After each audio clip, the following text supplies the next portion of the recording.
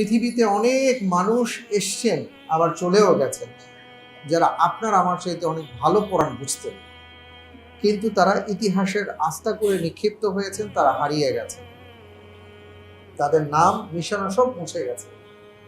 কারণ তারা কোরআন অনুপাতে জীবন গড়েননি, এই জন্য আল্লাহ তাআলা তাদেরকে সম্মানিত করেন।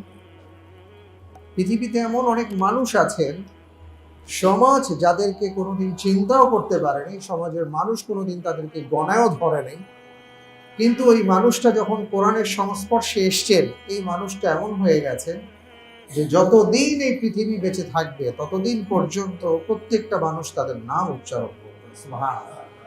হযরত বিলাল রাদিয়াল্লাহু তাআলা আনহু এমন একজন মানুষ, যিনি দেখতে খুব সুন্দর ছিলেন না, এটা আপনারা সবাই জানেন। যিনি এমন একটা দেশ থেকে আসছিলেন যে দেশের মানুষদের সবার গায়ের রংটা একটু ময়লা হয়ে থাকে, যে মানুষটার চলন বলন সবকিছু নিয়ে আপনি যদি চিন্তা করেন যে ওনার তুলনায় তৎকালীন সময়ে দেখতে শুনতে কত সুদর্শন ছিল, কিন্তু সেই সুদর্শনটা হারিয়ে গেছে। আল্লাহ রাব্বুল আলামিন এই মানুষটিকে, হযরত বিলাল রাদিয়াল্লাহু তাআলা আনহুকে এমনভাবে আমাদের সামনে বাঁচিয়ে রেখেছেন যে যদি আমরা নাম উচ্চারণ করি মনে হয় তিনি যেন আমাদের কত আপন। কেন? এর কারণ হলো এই মানুষটির সাথে আল্লাহর সুসম্পর্ক তৈরি হয়েছিল।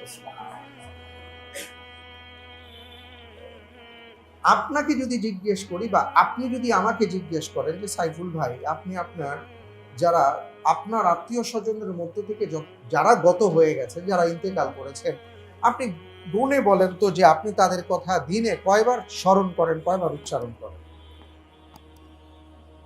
আমি আপনি সবাই বলতে পারবো যে আসলে বছরে একবার দুইবার মনে হয়। আমাদের আত্মীয় স্বজন রক্ত। কিন্তু যদি বলেন যে ভাই বিলাল রাদিয়াল্লাহু তাআলা আনহুর কথা কয়বার মনে হয়েছে আপনার,